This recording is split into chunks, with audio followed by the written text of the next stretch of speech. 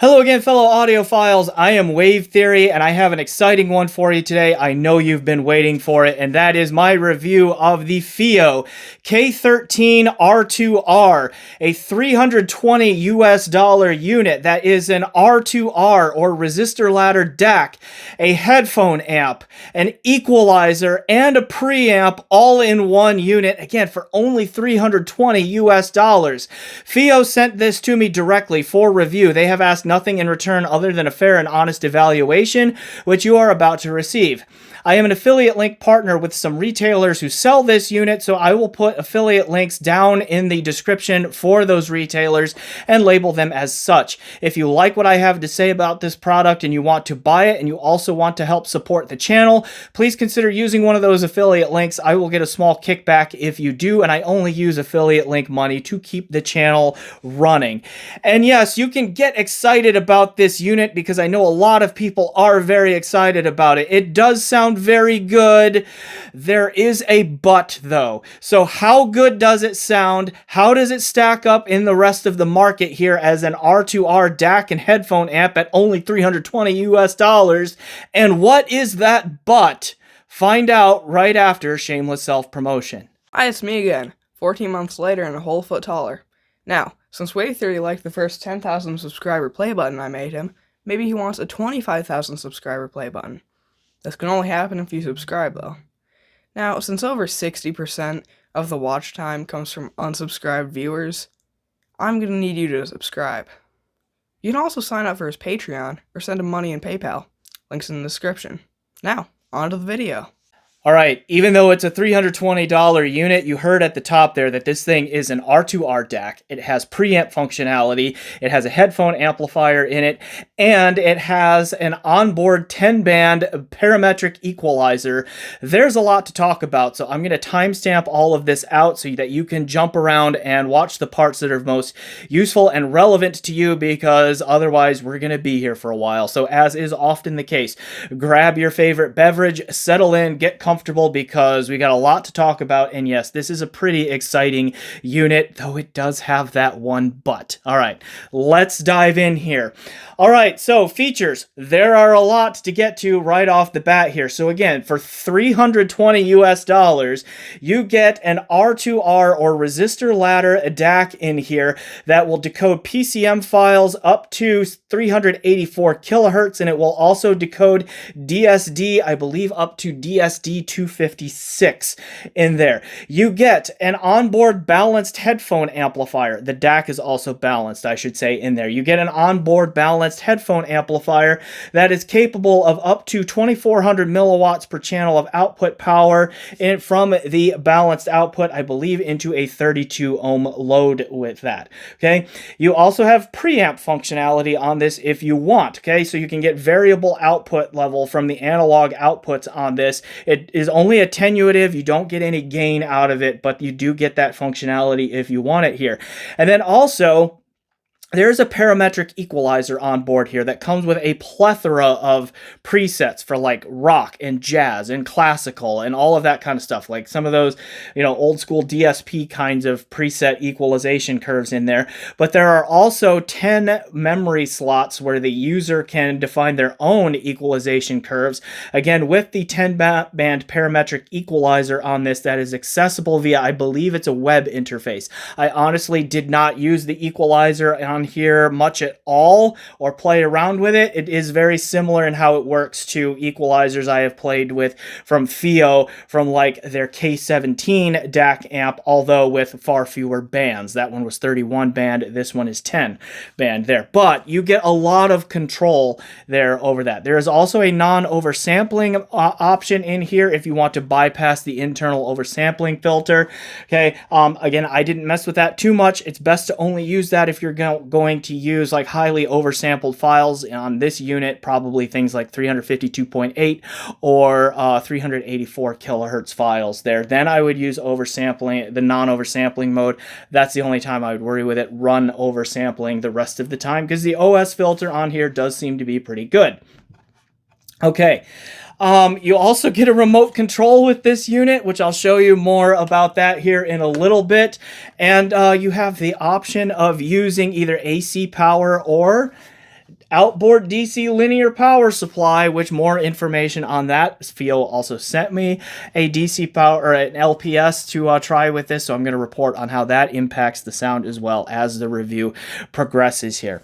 All right, so again, that is so many features in there for relatively low price all there, and it does perform pretty well with one but in a specific context. So let's start peeling back the layers of this onion here and figuring out like what makes it tick and what all of those things are, how it all translates to sound, and where this fits in the market. So to do that, let's do a unit tour. I did an overhead view here where I show you the build of the unit. We look at the menu operation. We look at the input-output configuration on the back. We'll look at the remote control and all of that kind of stuff. So let's go ahead and cut to that and look at that. All right, the build of the K13 R2R. First thing that you're going to notice here is there are a lot of fingerprint smudges on the chassis here. This black really does not hide dirt well. The silver is probably a little better about that. The black is not. Okay, it is like... This is cold to the touch. It does seem to be a combination of like aluminum, okay, and plastic build here. That panel on the bottom here is definitely plastic. That's plastic. It feels like the casing up here is aluminum. Okay, it's got kind of a matte finish to it. And again, you could just see that it gets smudgy. So I even wiped this down with a microfiber cloth right before I filmed this, and that was as clean as it got. All right. Front panel there, I'll show you front panel operation here in a little bit, but that's what it looks like. You've got the 4.4mm Pentacon balanced headphone output. You've got the 6.35mm single-ended headphone output here. Here is the display. I'll show you that lit up here in a bit. Then you've got two knob buttons here on one on either side. Okay, you've got menu and input select here. All right, and then of course, like you push and hold to get into the menu, you quick tap to make a selection, and then you rotate through the options by rotating the knob here. You have the power on, off, and volume knob over here. Both of these are clicky. Okay, they're not super clicky, but they definitely click a little bit. Okay, back panel real quick. Let's go ahead and take a look at that here. Okay, here is your balanced XLR DAC output. Also preamp output. There is variable output on this, attenuative only, no extra gain. It just goes from line level down. Likewise with the line out here, you get two of them, okay, two RCA outputs, okay, if you want there, okay, just behind these gel covers there. Okay, single-ended RCA analog output as well. All right, then we have the digital inputs. We've got USB-C input. We've got the coax in right here, SPDIF coax. We have SPDIF Toastlink, optical right there. And then what have we here? This is a DC power input. You see 12 volt, 2.5 amp here, but we also have this AC power input over here. Also, there's a Bluetooth antenna, okay, because you can do Bluetooth on this as well. But what's going on with the two power inputs? All right, FiiO has done this before on like the K13 and also the Matrix Audio TS1, which was like a $2,000 piece, did this too, where you have a choice. You can use the internal power supply by connecting the AC power here, or you can, switch to DC power and use an outboard linear power supply as long as it has a 12 volt output and at least 2.5 amps of current. Okay, FiiO is in the process of making a K13 LPS, linear power supply, that's going to be in a matching chassis to this that this will stack right on top of. That is not out yet. That is due out, I believe, in mid-December. I saw on a HeadFi thread about that. But in lieu of that, FiiO did send me this guy here. This is their PL50 linear power supply. Obviously, the chassis is not matched, okay, to the K13 R2R, but this has a switchable output from 12 volt 3 amp to 15 volt 2 amp. Again, as long as you hit the 12 volt and it get at least as much current as the thing you're trying to power accepts, okay, then you're fine. So the K13 needs 12 volt 2.5 amp power. So as long as you have 12 volts, you're good, and then at least 2.5 amps, you're good. You can go over 2.5 amps. The thing you're powering will only draw the amount of amperage that it needs. Okay, so it's fine for that number to be bigger from the power supply. Okay, more comments about how that LPS affected the sound here later on in the review. Okay, finally, the key feature of the build, which is really cool here. I'll try to get, like, not get my reflection in there because, you know, hello, hi, how are you? Okay, you can look right through there and see that cool looking resistor ladder network. Now, on either side here, it's balanced, okay? So you get the resistor ladder on either side. Then I'm pretty sure these chips in the middle here are the FPGA controllers there before you get to the resistor ladder. I may be backwards on that. Somebody can correct me if that's not right, but just look how cool that looks. All right, pretty sweet. The other thing about this here is when this is powered on and it's actually playing something, then this lights up in here, and also these knobs on the front light up a color that is coded to the sampling rate that's coming in. And I'm gonna dim the room here and show it to you because it's just so cool.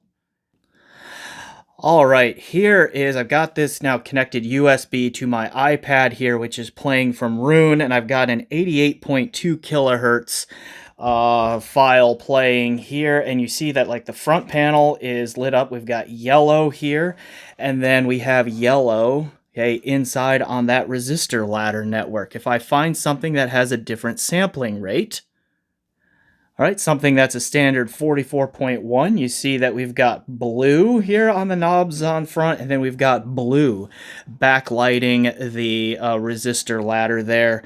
And so, yeah, everything is color-coded that way. If you go above 44, I think you saw the yellow, I think, which is for 88 and 96 and 192. What's 48? I can't remember. Let me look.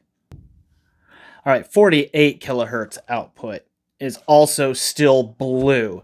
All right, let's see. Let me check a DSD file real quick.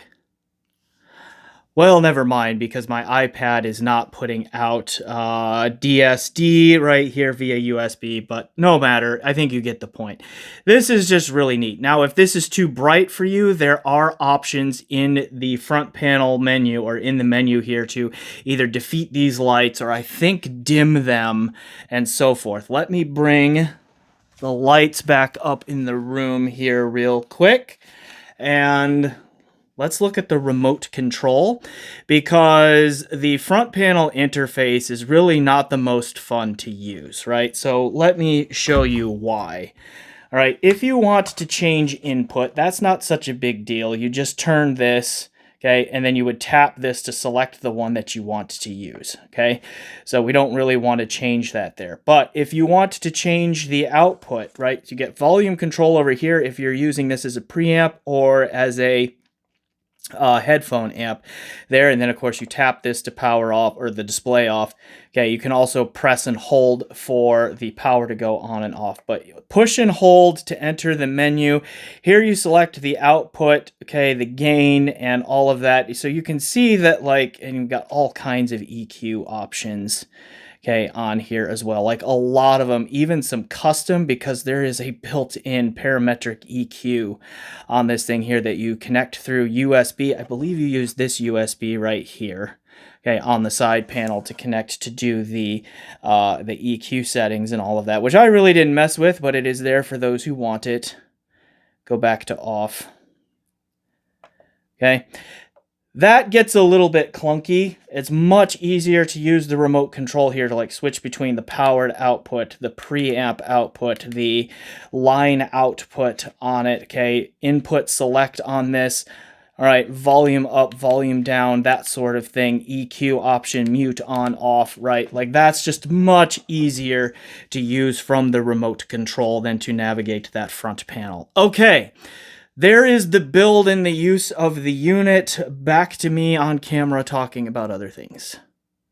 All right, we're going to start turning our attention to sound, and normally I list all of my test gear out here, but that takes a good while, and so what I'm going to try to do to save a little bit of time is just put my test gear in written form down in the description. So if you're wondering what gear I use to test this, have a look down there, and I'm happy to tell you down there, and I'll go ahead and also use that where if I've reviewed a piece that's in my test gear list, then I'll go ahead and link right next to it, a link to my review there, so again, check that out. So, sound. What did I learn here about the sound on that? And really, the performance, the sonic performance of this unit varies depending on whether you're using it as a DAC/preamp, okay, or if you're using it as an all-in-one DAC and headphone amplifier, okay? So that's really what it comes down to. And then there's the one issue that maybe you can EQ out, maybe you can't. If you have the time and the patience and you think that one of the 10 bands of custom EQ on here will hit it, I am skeptical as to whether or not it will happen. And if you're not a person who likes EQ, it's something that you need to pay attention to. Let's get into all of that. Okay, let's talk about its performance first as an all-in-one unit, as a DAC and a headphone amplifier. The overall sound signature on that is kind of neutral, right? Just very neutral, all that. It's rather smooth. It's got some good refinement and definition to it. Good frequency extension in both directions. Fairly natural relationships between fundamental frequencies and their harmonics. Attack and decay timing is also good. You get a fairly nice, smooth, refined, and natural sound from it as a all-in-one DAC and headphone amplifier together from the balanced headphone output in particular there. I think there is a bit of a performance hit from the single-ended headphone output, a little less power output, so I'm sticking to the balanced headphone output here. Okay, and so that's pretty good there. The resolution and the detail retrieval and all of that also pretty good, okay, on there as well. They don't really seem lacking or anything like that for the price. And like the three-dimensionality and the holography of the spatial presentation, it's not really a big sound stager. It's not a tiny sound stager. It's just kind of right down the middle there. But it's nicely three-dimensional and holographic there, again, as an all-in-one unit here. I thought that it paired really well with Head's latest D1 dynamic driver headphone. I thought the combination of this unit, 4.4 millimeter output into the Head D1, sounded really, really good. Okay, that was a really great combination there. On that. Other things like the Murph 1 was really good as well. The Dan Clark E3, like I initially heard this unit as an all-in-one at SoCal, or Can Jam SoCal 2025, and I plugged my Dan Clark E3 into it and was immediately impressed by how dynamic and impactful the sound was. And that really kind of carried over here. Like this unit also is quite dynamic and energetic and lively sounding. And even on moderately difficult to drive headphone loads like the Dan Clark E3, or even with something like a 300 ohm Massdrop Sennheiser HD6XX in there, like just the control and the power of the amp seemed pretty sufficient there. And the overall dynamism and impact of the sound is quite impressive, and one of the standout features of this unit, actually. Okay, so as an all-in-one, it is good. It's not necessarily like set the world on fire good either there as an all-in-one. And I think that is because the amplifier in it is more like an entry-level kind of amp in it. This unit, the DAC in it, is clearly the better all-around performer than the headphone amp is in there. The headphone amp is not bad. FiiO has made good strides with their headphone amplifiers and their various product types that have headphone amps in them. It's just that they're still kind of catching up to the rest of the market. So the headphone amp in here is functional. It's fine. It pairs well with some headphones. It has decent power output to it, but you can just get a little bit higher quality from other units that are out there. But for the price of this unit, considering all of the other features in it, okay, this one, like the amp in it, pretty solid, okay?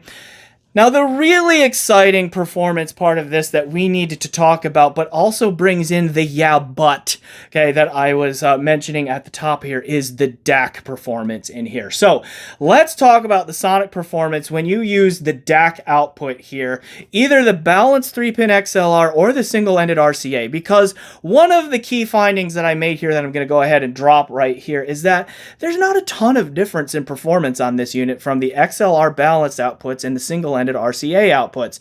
And that is a huge relief to me because I have been railing again and again and again on this channel about the performance hit that just about every DAC under $1,000 and many that are much more expensive than $1,000, the performance hit that they take from their balanced output compared to their single-ended output, right? If they're designed and built balanced, they almost always sound better from their balanced output, and there's a performance hit when you use the RCA single-ended outputs in there. But this unit, the two are very close to each other, and so here we have another rock-solid DAC that you can use under $1,000 that has a pretty decent single-ended output on it as well. So I checked both outputs. They were really close in performance, closer than just about anything else out there, save maybe the Schiit Mimir, which we'll get to comparisons with here in a bit. Okay, but honestly, it doesn't really seem to matter much whether you use the RCA or XLR outputs on the back panel of this. They're both excellent, okay? And that's a big relief to me. Okay, but now the DAC performance there, what does it sound like? And here the sound signature changes a little bit. The sonic profile is a little bit different than when you use this as an all-in-one unit. The overall tone, the perceived frequency response, becomes a bit neutral bright. Overall, there's again very good relationships between fundamental frequencies and their harmonics. There's good attack and decay timing and all of that kind of stuff. It sounds pretty natural, but here's where that yeah, but comes in. And that is, for whatever reason, there is a hefty amount of sibilance and sharpness in the treble from the DAC output of this unit. S's and T's can get rather piercing. Now, it's not necessarily adding a whole lot, though it does add some to recordings that are not always sibilant. But if a recording is always sibilant, then this is going to get very aggressive and very sharp with those sibilants in there, over and above what most DACs are doing in this price range. It just is an unfortunate reality that there is a sharpness to the treble through the sibilance range in particular on this unit from the DAC output. That is just a nature of this thing. How bad is it? Is really going to be up to you. I could handle it on most headphones for a while. There are some headphones, all that, again, I'm mostly a headphone user. Okay, there are some headphones that deal with it better than others. Again, that head D1 with its really liquid smooth treble up there handled the treble sharpness on this better than most. Okay, but it almost always gets fatiguing through this unit than it does, more quickly than it does just about anything else out there, even some cheaper, more entry-level things. So if you're a treble-sensitive user, this is going to be the yeah, but that might be a deal breaker for you. If you're not particularly treble sensitive, you're probably going to be okay. It's not real bad. That changes a little bit. We'll come back to that in a minute, okay? But it's definitely there and is the yeah, but that you need to slow down and think about with this unit. And that's unfortunate because everything else about this is really good. The resolution, the holography, the detail retrieval, the texturing, okay? The size of the soundstage, which is enormous. You get a very active, dynamic, punchy, lively, fun, and engaging sound here. Normally you think of R2R DACs as being like these very laid back, very smooth kinds of presentations, right? And the K13 R2R from the DAC output very much agrees with the R2R sound in terms of like generally a very big soundstage and very accurate and realistic and 3D spatial presentation to it with excellent imaging and separation and depth and layering and all of that kind of stuff.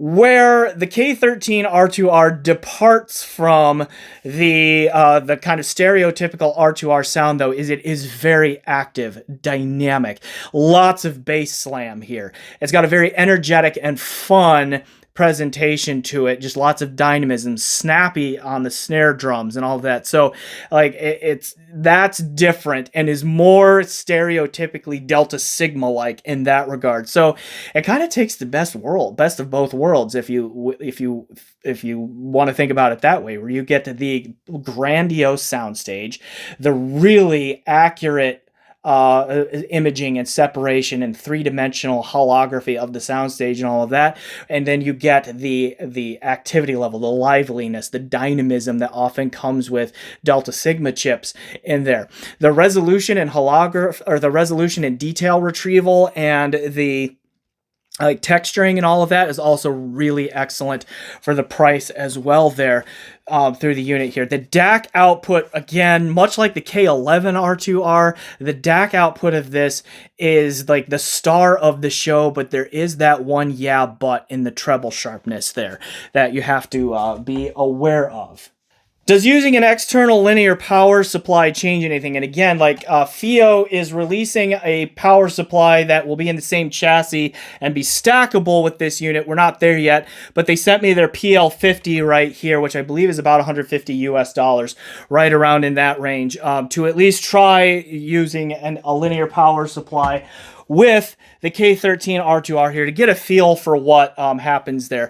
And generally speaking, the linear power supply here just gives you more K13 R2R.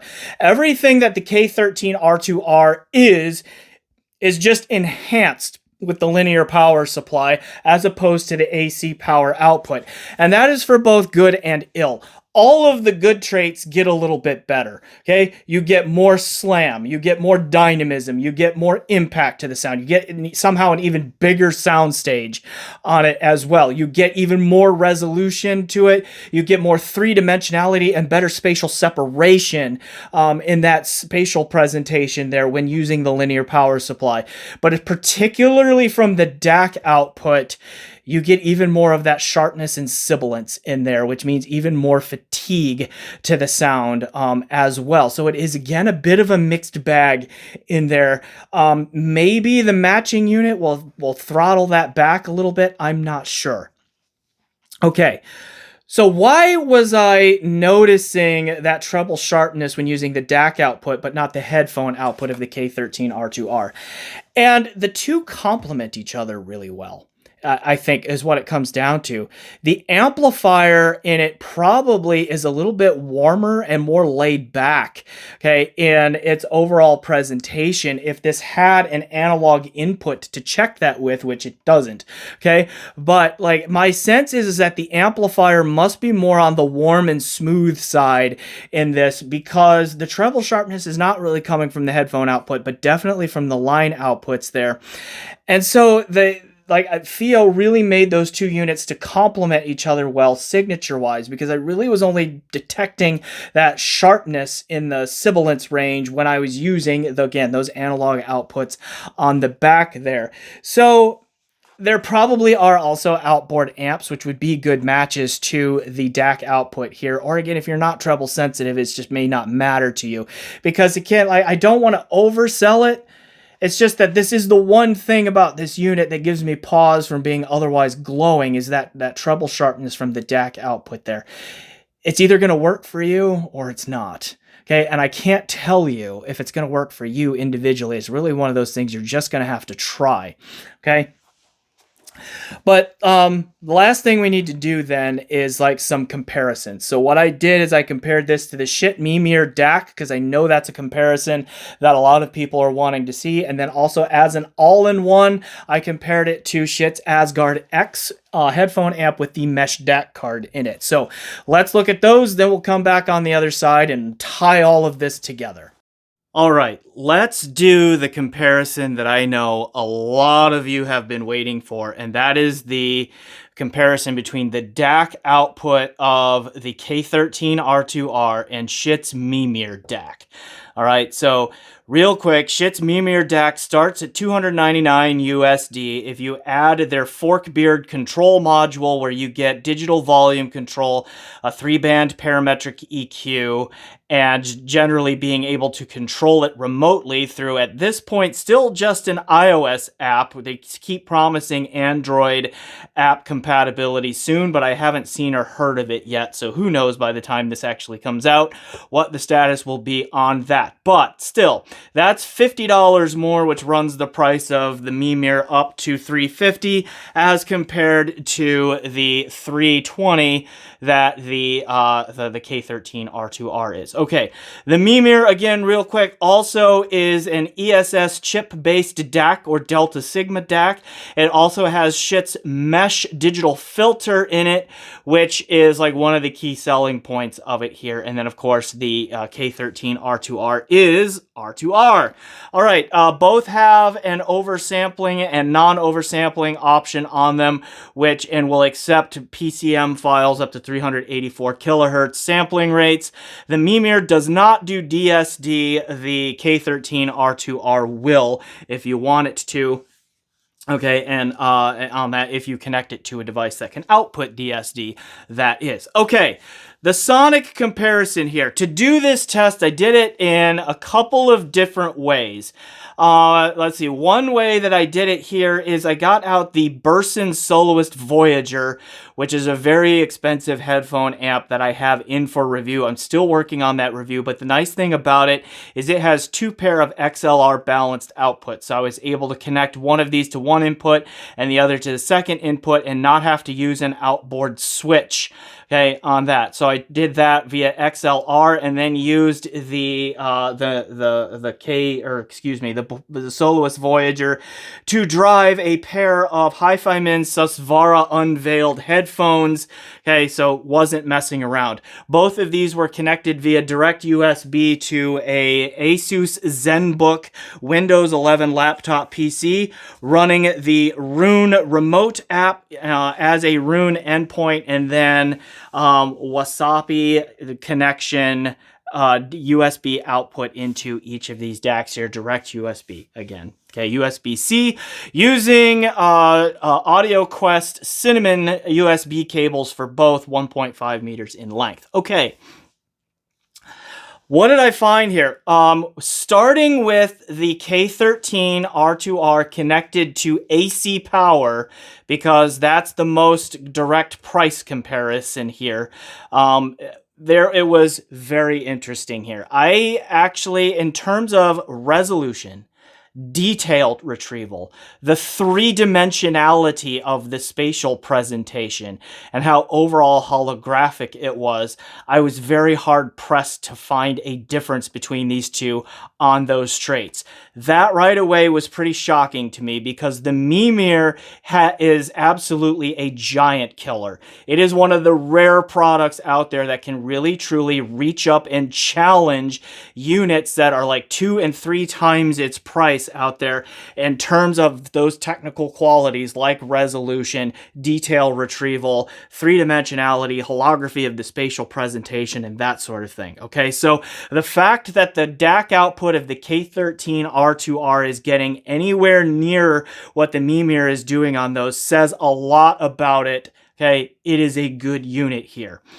All right, there were some presentational differences and some tonal differences on top of this. With the DAC output here, you definitely can hear that brightness and sharpness that I've been talking about in the treble coming from the K13 R2R that the Mimir does not have an issue with. So the overall tone of the K13 R2R is slightly brighter than the Mimir, to the point where I would say the Mimir is like mostly neutral, leaning warm, and the K13 R2R is mostly neutral, leaning bright from its DAC output. We've already talked about how the headphone output actually tames down somehow that brightness there, and that the amp in here complements the brightness of the DAC. But if you're using the DAC output, you don't get that complement going on.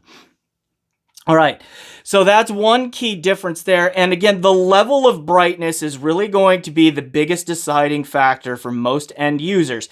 Can you handle the level of brightness here, or can't you? All right, that again, that's going to be the make it or break it question for pretty much everyone if you're looking at the K13 R2R, and I can't answer the question for you. I can just tell you that that's a thing that you're going to have to think about, and hopefully either try it before you buy it or buy from someone that has a really good return policy. All right, now the other things that really surprised me here is that the soundstage on the K13 R2R is bigger than the Mimir. Like, seriously, it is more expansive in all three dimensions. It just throws a noticeably bigger stage than the Mimir does. That really surprised me, especially when you get to like how they basically are each other's equal in terms of the three-dimensionality and holography of that soundstage in there. Okay, they both do basically an equally good job of like spatial separation and imaging and depth and layering and all that. Again, really surprising there. All right, another thing that the K13 R2R does as its DAC output is that it is very dynamic, energetic, and lively sounding. The Mimir is not bad in those traits, but the Mimir also almost sounds dull in comparison to what the K13 R2R is doing. There is a lot of bass slam and impact coming from the K13 R2R. Now, it's not an elevated frequency response in the bass. It's just that there's a lot of physicality to the sound, a lot of impact to it that the Mimir does not have there. All right, the Mimir, I think, has a little bit weightier and heftier tone to it, though. Just a little bit more tonal weight, and again, it just tilts just slightly warmer in there. I personally think that the timbre is a little bit more natural on the Mimir than it is on the K13 R2R. And the Mimir does not struggle with dynamics. It still has plenty of impact in the low end, snappiness through the snare drums and all of that kind of going on in it too. It's just that the K13 R2R has more of that. And the K13 R2R, the DAC output anyway, is, again, it's surprising the level of how active and lively it is. It is one of the more in-your-face presentations I have heard from an R2R DAC of any price in there, and it's certainly more so than the Mimir is. All right. So, I mean, kind of a mixed bag here. There are some traits that these two do basically equal to each other. There are some things that if you like big soundstage and a very active, energetic, dynamic, impactful sound, okay, K13 is your bag here. If you like a little bit more tonal weight and heft, okay, Mimir is going to be your bag, but then that treble. The K13 R2R, to my ear, clearly gets more fatiguing more quickly than the Mimir, which almost never gets fatiguing, right? I mean, the Mimir is just very smooth, refined, button-up sound that you can listen to for a very, very long time. If you like what the K13 R2R is doing, great, but it can get a little grating, again, in time. Does using an outboard linear power supply change this comparison at all? Not really. As I have already stated, again, like what you get when you move to the outboard linear power supply is more K13 R2R. So that sound stage somehow gets even bigger. That bass slam somehow gets even slammier. Okay, although the increase in soundstage size is bigger perceptively to my ears than the increase in bass impact. All right, but the trade-off is that treble sharpness gets sharper. Sibilants get even more piercing and more fatiguing when used with the LPS, and it has so much energy and activity and liveliness to the sound in there, and brightness and sharpness to it from the DAC output and the LPS, that it just got really fatiguing for me very quickly, where the Mimir is just being Mimir, okay, in time. So which one is going to work for you as a DAC? I cannot answer that for you, but those are the things to think about. And again, it just comes back to the brightness of the K13 R2R. Can you handle that? Okay. All right. Let me get out another piece here for a slightly different comparison. Schiit Asgard X with the mesh DAC card in it as an all-in-one DAC amp versus the K13 R2R as a DAC amp in here. Now, the DAC in the K13 R2R is going to be more capable overall than the mesh DAC card in the Asgard X right there. So in terms of just DAC quality, K13 R2R is going to win this. In overall quality though, I still prefer the Asgard X, and that's because the amplifier in the Asgard X means serious business. It is one of the best sub $1,000 headphone amplifiers on the market right now. It really is a remarkable amp in there. Okay, at least from the 6.35 millimeter or quarter-inch output. The Halo output, 4.4 millimeter, is just okay. Okay, I really prefer that one a lot. Okay, but that aside here, okay, it really is the amp. The soundstage, again, using as an all-in-one from the Asgard X is bigger. There's more smoothness and refinement to the sound. There's more dynamics. There's more holography. There's more resolution, okay, going on here, and more natural timbre and all of that. So the now, does using the outboard power supply, okay, the LPS here again with the K13 R2R, because that's going to bring the price. These two together are going to get much closer in price to the Asgard X's price with the mesh DAC card in it. Does that change things at all anymore? And yes, it does actually, because the dynamics and the spatial separation in particular of the K13 R2R from its balanced output here does close the gap some with what the Asgard X is doing, but it still does not catch what the Asgard X is doing. It's just that the Asgard X's amp is so much more capable than what the amp in the K13 R2R is. Now, a really good sounding combination then is the DAC output of the K13 R2R into the analog input of the Asgard X. You get an enormous sound stage. You get lots of spatial holography, good separation, really fun and impactful dynamics, but again, there's that brightness, okay, from the DAC output of the K13 R2R, which does bleed through into the Asgard X's sound there when they're connected together and create, you know, some fairly quick fatigue and all of that in there. So there's kind of a comparison about all-in-one operation there. I think we're getting near the end here. Let me come back on camera and let's wrap this all up. All right, so let's wrap up the K13 R2R here. It is an exciting unit. There is a lot to like about it here. But I think, unfortunately, what I have to do is say that we are maybe a generation away from this really truly being a slam dunk product here. That treble sharpness from the DAC output is going to be a deal breaker for some. It might be possible to EQ it out there, but I am skeptical on that, given that it's probably a very sharp peak somewhere that even with the parametric EQ on here, it might be difficult to find it and really truly get it out of there.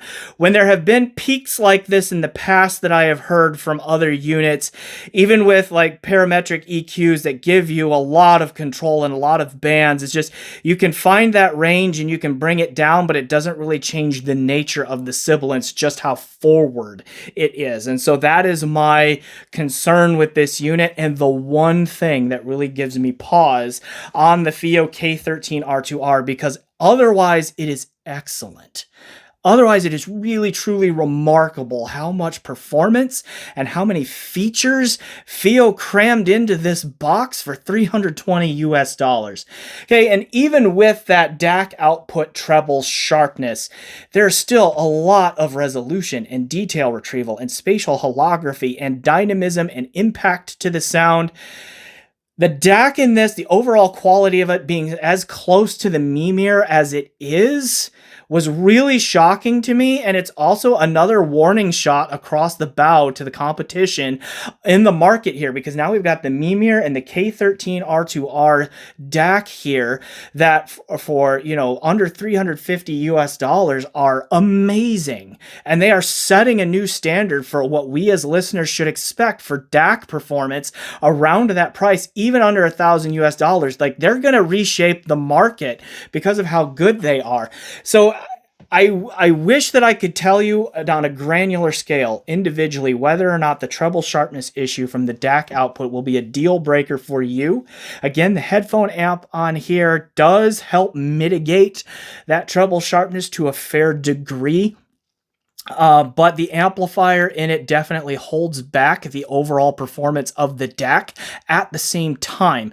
So that's just something that you're going to have to wrestle with and see if you can live with it. Even so, as an all-in-one, I really liked the head D1 on this unit. That sounded wonderful. Things like the Dan Clark E3 and even the HD6XX were pretty good as well, although the HD6XX was not as good as it was from the Asgard X. But still, okay, pretty good in there. A lot to like on this unit. It's just unfortunate that there is that one but. However, even in its current form, as I just said, I think that the DAC in here in particular is going to help, along with the Schiit Mimir, really reshape the DAC market, and I am here for it. Okay? I'm excited about that. All right, so that's going to be my review of the K13 R2R. Excellent all-around unit, fantastic DAC performance, huge value, just that one sibilance issue, which is going to be a deal breaker for some particularly treble-sensitive listeners. All right, thanks for watching. Please remember to like, subscribe, comment, check out my PayPal and my Patreon. Consider becoming a channel member. You know, generally do those things you do to support YouTube channels. As always, thanks for watching and enjoy the music.